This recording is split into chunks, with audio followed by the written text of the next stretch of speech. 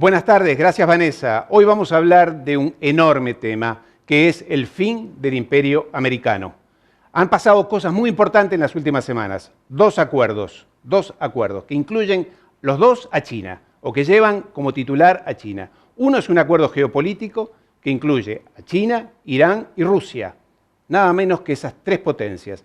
¿En qué consiste este acuerdo? Es que China le va a proveer a Irán 400.000 millones de dólares para desarrollos de infraestructura, de puentes, de rutas, de aeropuertos, de zonas militares, de bases militares probablemente, y Irán le va a proveer a China petróleo y gas por 25 o 50 años, está en discusión todavía. Estamos hablando de un acuerdo enorme, donde China va a ocupar un lugar geopolítico fundamental por las próximas décadas, y por eso hablamos del fin del imperio americano. Ya no hay una sola potencia que va a dominar el planeta. Y el segundo acuerdo es aún mucho más amplio, es un acuerdo comercial que incluye a China, Japón, Nueva Zelanda, Australia y 10 países más.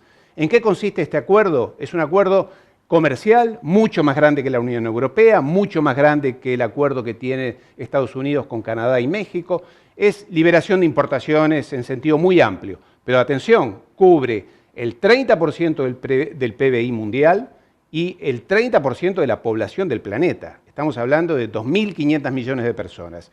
Lo más importante para China, más allá de lo comercial, es que accede a las tecnologías de última generación en microchips y en semiconductores, que son fundamentales para el desarrollo de la inteligencia artificial.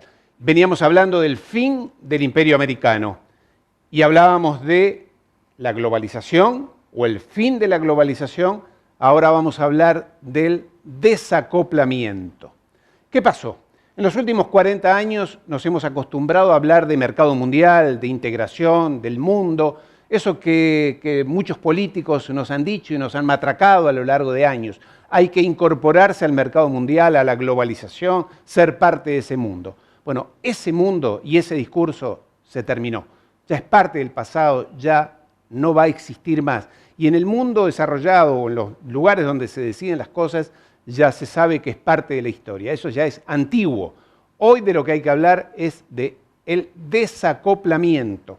Es decir, aquello de la integración entre Estados Unidos, Europa, con China o con Asia, donde se acoplaron para desarrollar proyectos en conjunto, para desarrollar la economía, ese plan, ese proyecto, esa estrategia se ha roto. ¿Por qué? Porque China se ha dado cuenta de varias cosas. Una de ellas es que Estados Unidos, especialmente, pero Europa también, no fueron capaces de atender y de encauzar y de resolver correctamente dos grandes crisis. La primera de ellas, el atentado a las Torres Gemelas, que terminó con el desbarajuste que fue la invasión a Irak, Afganistán, la guerra en Medio Oriente. Armaron un descontrol en la mitad del planeta. Y lo segundo es que Estados Unidos y Europa tampoco pudieron organizar, encauzar o resolver la mega crisis económica del 2008, la financiera del 2008, 2007-2008, donde el planeta entró en otro desbarajuste. Entonces, estas fueron señales de alarma para China, porque realmente estos países que lideraban el mundo no fueron capaces de resolver esa crisis. Lo tercero que ocurrió y que fue una señal de alarma muy importante para China fue el fin del Imperio Soviético, allá por el 90-91, que era la principal amenaza para China. Rusia era su principal amenaza, era su principal enemigo. Desaparecido ese bloque soviético que la amenazaba, China se ha liberado, se ha sentido más libre, menos oprimida. Por consiguiente, ha decidido jugar en la cancha de los grandes. Y para eso ha hecho inversiones muy importantes en desarrollos tecnológicos, en científicos, ha enviado sus jóvenes ingenieros a estudiar a Occidente, a las grandes universidades, y ha hecho una apuesta enorme desde el punto de vista tecnológico. Militar también, pero tecnológico sobre todo.